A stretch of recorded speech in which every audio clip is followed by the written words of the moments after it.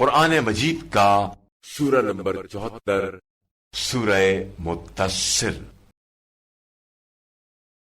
شروع کرتا ہوں اللہ کے نام سے جو بڑا مہربان نہایت رحم والا ہے۔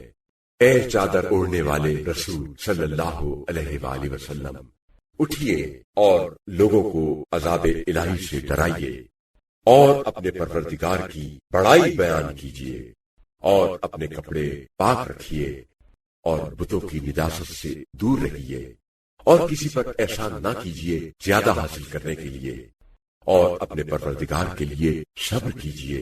اور جب سور پھونکا جائے گا تو وہ دن بڑا سخت دن ہوگا اور کافروں پر آسان نہ ہوگا۔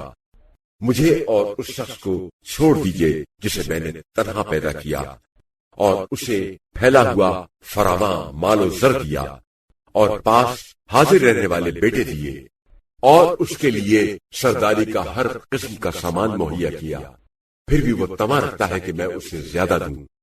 ہرگز نہیں، وہ تو ہماری آیتوں کا سخت مخالف ہے۔ میں عنقریب دوزخ کی ایک سخت چڑھائی پر اسے چڑھا دوں گا۔ اس نے سوچا اور ایک بات تجویز کی، سو وہ غارت ہو۔ اس نے کیسی بات تجویز کی؟ پھر وہ غارت ہو۔ اس نے کیسی بات تجویز کی؟ پھر اس نے دیکھا، پھر اس نے تیوری چڑھائی اور منہ بنایا، پھر پیٹھ پھیری اور تکبر کیا، پھر کہا یہ تو محض جادو ہے جو پہلوں سے نقل ہوتا ہوا آ رہا ہے، یہ نہیں ہے مگر آدمی کا کلام۔ میں عنقریب اسے دوزخ میں جھونکوں گا، اور تم کیا سمجھو کہ دوزخ کیا ہے؟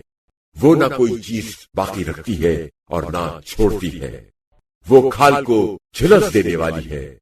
اس پر 19 فرشتے داروغے مقرر ہیں، اور ہم نے دوزخ کے داروغے صرف فرشتے بنائے ہیں، اور ہم نے ان کی تعداد کو کافروں کے لیے آزمائش کا ذریعہ بنایا ہے تاکہ اہل کتاب یقین کریں اور اہل ایمان کے ایمان میں اضافہ ہو جائے، اور اہل کتاب اور اہل ایمان شک و شبہ نہ کریں اور جن کے دلوں میں بیماری ہے۔ اور کافر لوگ کہیں گے کہ اس بیان سے اللہ کی کیا مراد ہے؟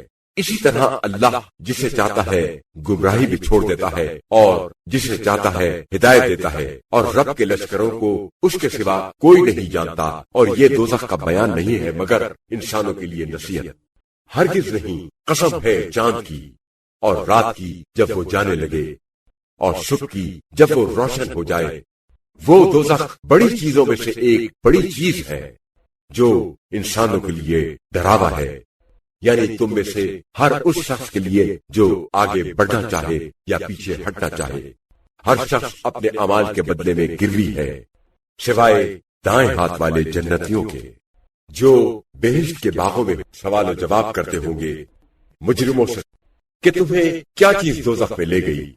وہ کہیں گے کہ ہم نماز نہیں پڑھا کرتے تھے اور مسکینوں کو کھانا نہیں کھلاتے تھے، اور بےہودہ باتیں کرنے والوں کے ساتھ مل کر ہم بھی بےہودہ کام کرتے تھے، اور ہم جزا و سزا کے دن کو چھٹلاتے تھے، یہاں تک کہ یقینی چیز موت ہمارے سامنے آ گئی۔